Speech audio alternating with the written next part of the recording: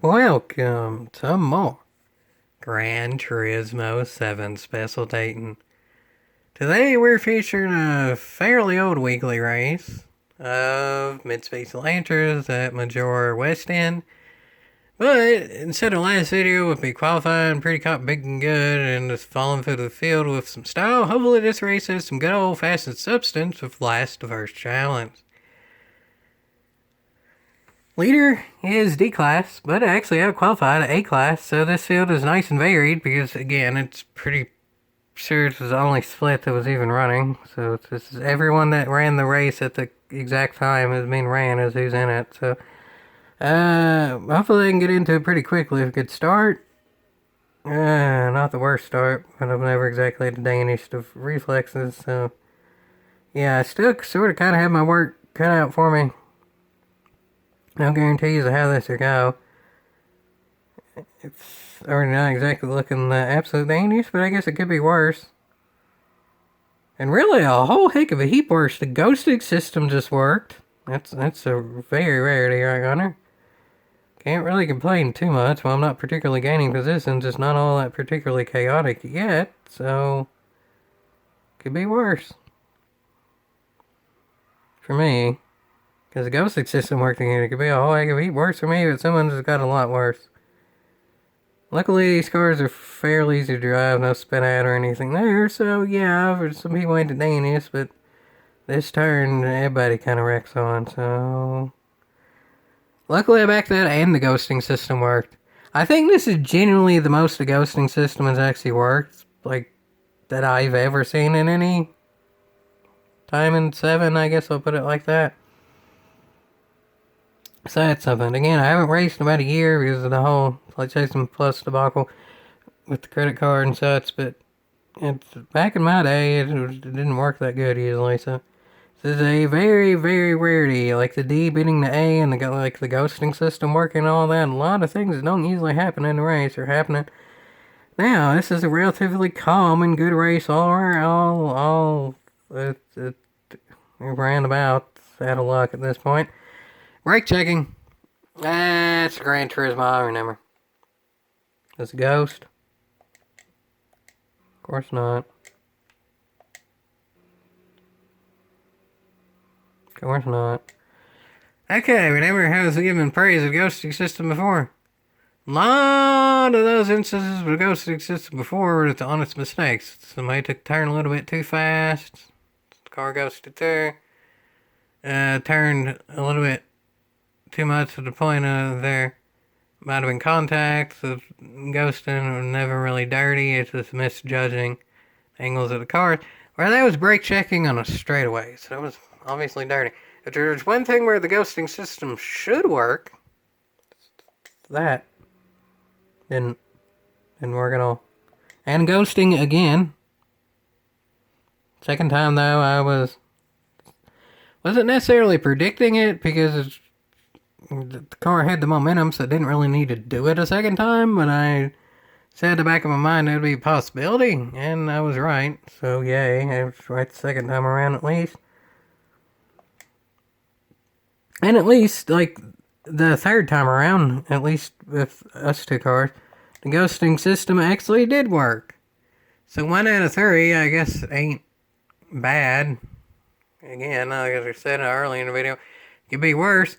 So, I mean, I guess you could put it like this. The second time around, when it didn't even need to brake check because I already had a momentum, it missed. And then it got pissed. So, at this point, I gotta insist that I'm gonna try my dangest to stay clean, but look at all the chaos up there. Look at, and back there. Up and back. Okay, well now look at the rear. Missed again. And this car's smoking and ghosting, so that's interesting. All of the things happened at all the same time. From what I can tell, the car that was initially in first there just had a really bad line going into the turn. It had a penalty, so I don't know what happened exactly before, but I think it was too far up to really tell by what's on camera. So with the bad line and probably a little bit mad from the penalties, didn't exactly take the turn to Danny. And then it did ghost because again it was in a bad line, so it might have been some contact. Even though I don't actually think there would have been, there might have been, depending on how the driving went. The way the driving went, there's no contact whether ghosting or not, but now that slowed that car down as initially enforced enough to we also with the penalty, they can probably make a pass here and maybe even battle for the lead in it. So honestly, it's gone a bit better than I figured, all things considered, because there was actually a while to begin with where the ghost system was actually working well in a relatively consistent amount, and then it kind of just all fell through. But luckily, I was able to use some supreme driving talent there, or that's probably a better way to word it, as other people had the lack of it, I guess, and yay. And then now I'm here, and the penalty zone is not all that far from here, and well, there's still a lot of chaos, so whether here, there, or anywhere, I want to be right caught picking there. Then lead. Given that the penalties on there should end up just being a two-car battle, nice and calm. Now, maybe we can actually get to like the substance part, like in the title. The first part was just a lot of predictable unpredictability, like I've been Specialtatin since GT6. Like, that's an old GT6 video from, like, 2017 or something like that. Where, so many races, it's so unpredictable that while you don't know the individual unpredictable thing that are happening, you can predict that in a general sense there will be unpredictability. And this was that. I definitely didn't predict the ghosting system to work consistently to begin with. I definitely didn't predict the car to be brake checking twice when I already had the momentum. I definitely didn't predict then the ghosting system worked that one more time enough to where after it brake checked and then it missed and got pissed and then tried to wreck, then it worked, and then another car is so out of line and then started drifting and got a penalty of itself. And I say all that, and it's a pretty caught picking good race for the lead down. That's probably to specificate that.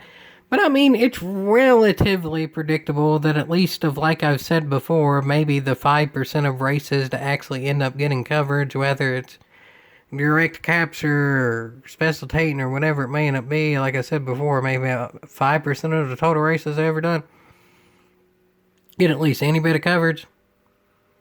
It's relatively predictable, at least of that 5%, that sometimes there's actually genuinely good racing. So there you go.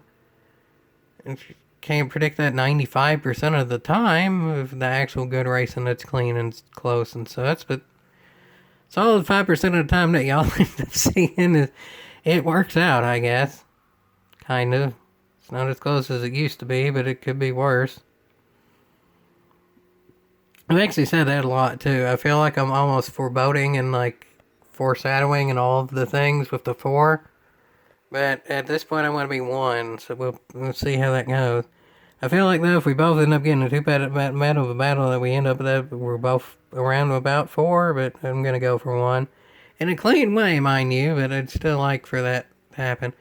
Again, like I've said, luckily that these are fairly easy cars to drive, so you can battle pretty close if it happened to worry about anything absolutely insane happening, with especially, and it seems like we're both race clean.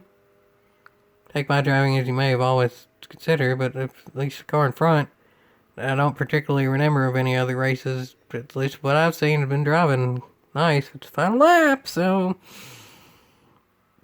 I actually have to have some substantial driving here to try for the lead, and maybe. Or just a mistake, that works too. You carried a little bit too wide of a line there, and I have the momentum, and you get the crossover. That looks pretty cotton picking good, didn't it? Until, well, that. Was that my fault? Y'all can do the judge there. I mean, that show the whole thing.